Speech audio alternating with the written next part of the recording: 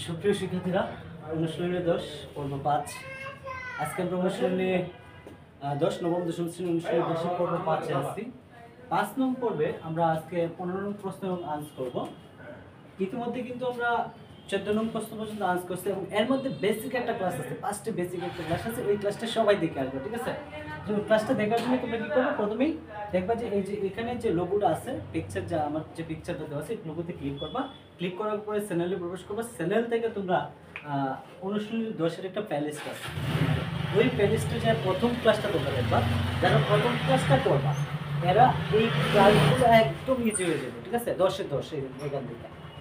তো দেখো, কোন স্থান থেকে একটি মিনারের দিকে 30 মিটার এগিয়ে আসলে মিনারের শীর্ষে উন্নতি কোণ 45 ডিগ্রি থেকে 60 ডিগ্রি হয়। মিনারটির উচ্চতা নির্ণয় করো। দেখো, আমি একটা মিনার নিই, হ্যাঁ, মনে করে এটা একটা মিনার, ঠিক আছে? কি বলছে, কোন স্থান থেকে একটি মিনারের দিকে, এটা হলো মিনার এ বি, একটা মিনার। মনে করি যে স্থানটা হলো সি স্থান, সি বিন্দু, ঠিক আছে? সি বিন্দু থেকে একটি মিনারের দিকে 30 মিটার এগিয়ে আসবে। এখান থেকে মনে করো এই পর্যন্ত আসলাম, এটা ধরো 30 মিটার, এটা ধরো এবিসি ডি বিন্দু, ডি বিন্দুতে আসলাম, ঠিক আছে? আচ্ছা, তো ডি বিন্দুতে আসলে মিনারের দিকে 60 মিটার এগিয়ে আসলে, একটি স্থান থেকে একটি মিনারের দিকে 60 মিটার এগিয়ে আসলে, কত মিটার? 60 মিটার, এটা হলো 60 মিটার। 60 মিটার এগিয়ে আসলে শীর্ষের উন্নতি কোণ হয় 45 ডিগ্রি। তো দেখো, এইখানে যে কোনো একটা স্থান ছিল, এখানে কিন্তু একটা ত্রিভুজ হয়েছে, হ্যাঁ, এই যে এই একটা ত্রিভুজ হয়েছে, মনে করি সি বিন্দুতে এখানে একটা কোণ আছে। কোণটা কত ডিগ্রি আছে? 45 ডিগ্রি, 45 ডিগ্রি, ঠিক আছে? এখান থেকে 60 মিটার ধরে ডি বিন্দুতে আসলাম। তো এটা তো টোটাল একটা ত্রিভুজ হয়েছে, টোটাল একটা ত্রিভুজ। তো মনে করি ডি বিন্দুতে আসলাম, আমি ডি বিন্দুতে আসলাম, হ্যাঁ। তো ডি বিন্দুতে এগিয়ে আসলে মিনারের শীর্ষের উন্নতি কোণ 45 ডিগ্রি থেকে 60 ডিগ্রি হয়। এখানে এসে আরেকটা কোণ হয়েছে, এটা উন্নতি কোণ, এটা কত ডিগ্রি হয়েছে? 60 ডিগ্রি, 60 ডিগ্রি। এখন মিনারের উচ্চতা নির্ণয় করো। এখন আমার কি করতে হবে? মিনারের উচ্চতা কি এবির মান নির্ণয় করতে হবে। আমি এখানে একটা মান ধরে নিই, মনে করো এই যে এ বি সি একটা ত্রিভুজ, আর একটা ত্রিভুজ হলো এ বি ডি, দুইটা ত্রিভুজ, ঠিক আছে? তো এখানে আমি এটা ধরলাম এইচ, উচ্চতা এইচ ধরলাম, আর এই অংশটা বিডির অংশ ধরলাম এক্স। এখন এখান থেকে কি করতে হবে? আমার এই উচ্চতা এইচ এর মান নির্ণয় করতে হবে। সো এখানে লিখবা যে প্রথমে আমি এ বি ডি ত্রিভুজ নিয়ে কাজ করব। এখানে এটা হলো ত্রিভুজের চিহ্ন, এ বি ডি ত্রিভুজে, ঠিক আছে? এ বি ডি ত্রিভুজে, এ বি ডি ত্রিভুজে এ ডি বি কোণ সমান, এ ডি বি কোণ ইজ ইকুয়াল কত? 60 ডিগ্রি, ঠিক আছে? এবং A B is equal H, B D is equal কি? x metre. এটা হলো এই ত্রিভুজের কাহিনী, আমি ধরে নিছি। এখন দেখো, অঙ্কটা যে আমি সমাধান করব, কিভাবে করব একটু প্ল্যানটা বলি। আমারে বলছে এইচ এর মান বের করতে। এখন থেকে এটা 60 ডিগ্রি, যদি আমি x এর মান কোনো ক্রমে জানতে পারতাম, তাহলে এনে x এর মান মনে করে না আছে কত? মনে করি যে ত্রিভুজটা এ বি ডি, এ বি ডি ত্রিভুজ, এটা 60 ডিগ্রি, এটা এইচ, এটা মনে করো 10 মিটার দিলাম। ঠিক আছে? এখন দেখো, একটু সহজ, একদম সহজে বের করে দিলাম। কিভাবে? যে এ বি এবং বি ডির সাথে সম্পর্ক কার? এটা হলো এই ত্রিভুজে এই কোণে লেগে এটা লম্ব, এটা ভূমি। লম্ব এবং ভূমির সাথে কার সম্পর্ক? tan এর। তাহলে আমি tan ধরে নিই। tan কোণ কত? 60 ডিগ্রি ইজ ইকুয়াল, আমি লম্ব বাই ভূমি, লম্ব কেটা h, ভূমি কেটা tan ধরে নিতে পারতাম। বা tan 60 ডিগ্রি কোণের মান কত? √3 দিলাম, √3 ইজ ইকুয়াল h বাই 10। এখন দেখো, এটা যেহেতু ভগ্নাংশ, এটা নিচে মনে মনে 1 আছে, আমি h এর মান বের করব। তাহলে 1 দিয়ে h গুণ করলে h ইজ ইকুয়াল কি? tan √3। মান কিন্তু বের হয়ে যেত। কিন্তু এখানে প্রবলেমটা হলো, এখানে কিন্তু আমার x এর কোনো মান নাই, এই অংশটার কোনো মান নাই, ঠিক আছে? যেহেতু মান নাই, তাহলে আমি এনে কি করব? আমি এখানে একটা কাজ করব, এই ত্রিভুজটা, প্রথম এই ত্রিভুজটা নিয়ে কাজ করব।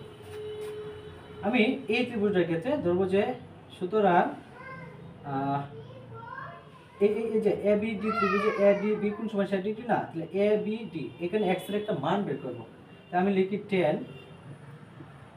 এ D B, A D B কোণ ইজ ইকুয়াল লম্ব বাই ভূমি, লম্ব কেটা?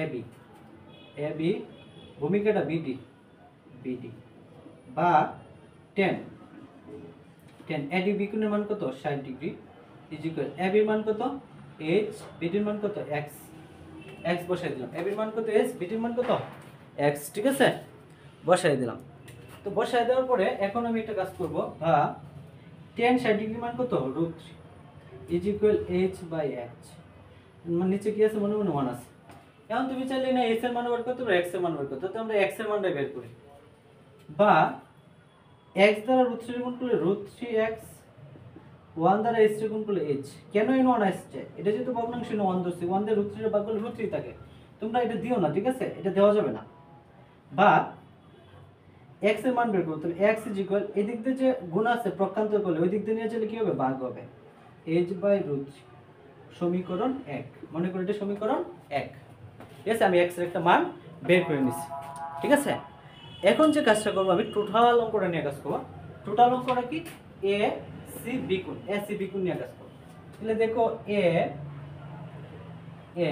এবং লিখবা এবং a b d a b c ত্রিভুজ ধরি a b c ত্রিভুজে a c b কোণ সমান a c b কোণ ইজ ইকুয়াল কত 45 ডিগ্রি 45 ডিগ্রি ঠিক আছে আবার BC ইজ ইকুয়াল কত BC ইজ ইকুয়াল যে B আর C ইজ ইকুয়াল কত 60 ডিগ্রি প্লাস x যে 60 প্লাস x কেমনে দেখো BC is equal CD plus BD 60 plus x ঠিক আছে 60 প্লাস x এবং AB ইজ ইকুয়াল কত AB ইজ ইকুয়াল h ধরে নিলাম সুতরাং এখন কি করব সুতরাং এখন দেখো A C B কোণ এই টোটালটা ধরবো ভূমি এটা ধরবো লম্ব তো ভূমি এবং লম্বের সাথে কার সম্পর্ক ট্যান লম্ব বুঝছো না ট্যান লম্ব বুঝ মানে কি ট্যানতে ট্যান লম্বাতে লম্ব ভূমিতে কি বুঝতে কি ভূমি তো লম্ব বাই ভূমি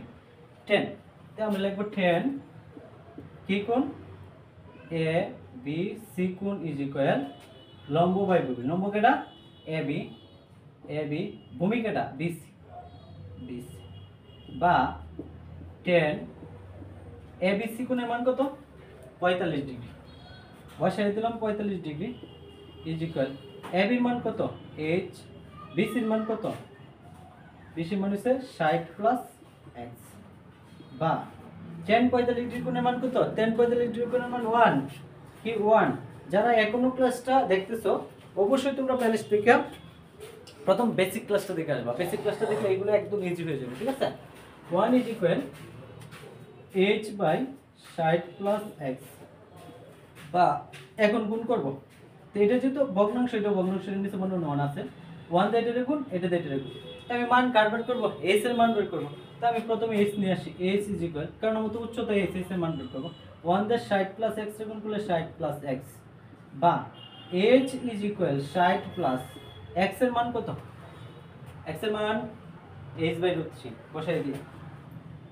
h বাই √3 লিখে দিবা 1 নং হতে 1 নং সমীকরণ হতে ঠিক আছে 1 নং সমীকরণ হতে x ইকুয়াল h বাই √3 ঠিক আছে আচ্ছা দেখো এখানে সমাধান করি এখন কি করব আমি আমার h এর মান বের করতে হবে তো এই দিক দিয়ে h আছে এই দিক দিয়ে h আছে h টা এই দিক দিয়ে নিয়ে আসি এই দিক দিয়ে কি হবে h মাইনাস এই যে প্লাস h বাই √3 আসবে minus h by √3 is equal 60 ঠিক আছে এখন দেখো আমি এর মধ্যে ভগ্নাংশ করি বা ভগ্নাংশ বিয়োগ করি তো এটার নিচে কি আছে এটা যদি ভগ্নাংশ এটার নিচে মনে মনে 1 আছে তো 1 আর √3 এটার নিচে মনে মনে কি আছে 1 আছে 1 দিয়ে h ভাগ করলে h ই থাকে 1 আর √3 লসাগু কত √3 ঠিক আছে 1 দ্বারা √3 ভাগ করলে থাকে √3 দিয়ে h গুণ করলে থাকে h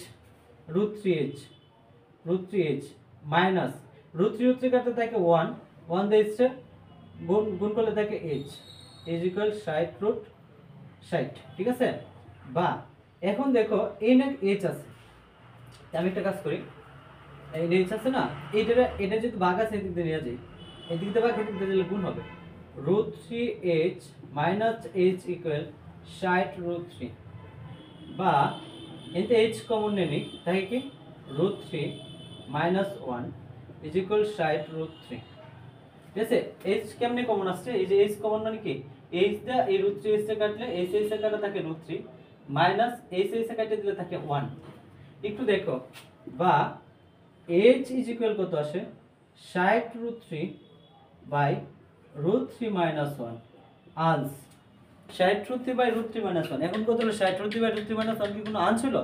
তোমরা একটা কাজ করবা, আমার হাতে থেকে ক্যালকুলেটর নাই, তোমরা 60 এর √3 তে গুণ করবা, গুণ করে √3 থেকে 1 মাইনাস করবা, ঠিক আছে? মাইনাস করে তোমরা কি করবা, এটারে ভাগ করে দিলে সমাধানটা এস এর মান পেয়ে যাবে। একদম সিম্পল উপায়, ঠিক আছে? আচ্ছা